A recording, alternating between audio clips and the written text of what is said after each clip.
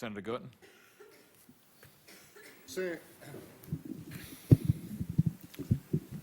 Same general subject, Madam Secretary. I take from page 6 of your written statement. There would have been no reason to justify military action, that is, an invasion of Afghanistan. But without the mega shock of September 11th, there would have been reason to justify military action. But without the mega shock of September 11th, we would not have had a local staging ground to support such an attack, and diplomatic backing would have been virtually non-existent. Would you not say that exactly the same situation existed during the first 8 months of the Bush administration, i.e. prior to 9/11?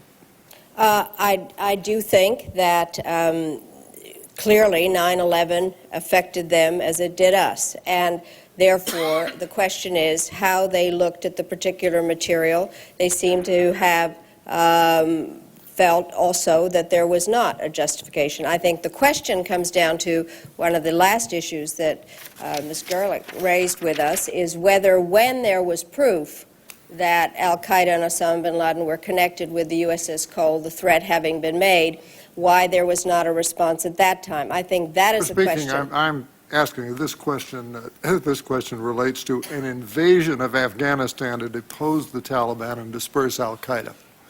I do think, this is my personal opinion, that it would be very hard pre-9/11 to have persuaded anybody that an invasion of Afghanistan was appropriate. I think it did take the mega shock, unfortunately, of 9/11 to make people understand the considerable threat. Plus, there was not a staging area in Pakistan, and the variety of problems that we faced, I do think that this administration faced also. And pre-9/11, the only military response to any al-Qaeda attack, whether successful or one of the many that you said was frustrated during your period of time, the only military response was the response in the immediate aftermath of the embassy backing.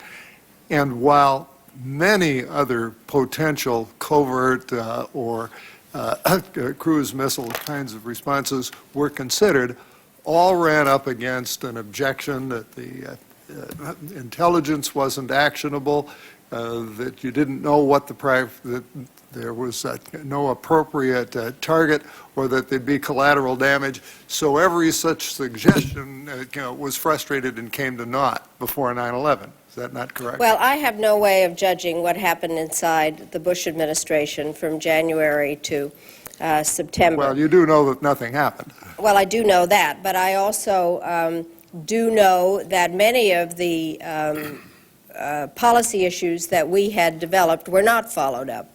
And I have to say, with great sadness, to watch an incoming administration kind of take apart a lot of the policies that we did have, whether it had to do with North Korea or the Balkans, was difficult. So I think you have to ask people that were in the Bush administration as to how they saw things on this particular issue. But I do think, in all fairness, that 9/11 was a cataclysmic event that changed things, and that they must have had similar reactions. But clearly there are many issues and many questions now about how they were responding to the terrorist threat and how seriously they took it. You are going to have some other witnesses here who will be more capable of responding to that question than I, because I know nothing beyond what I read. So at least during probably the year 2000, if not earlier,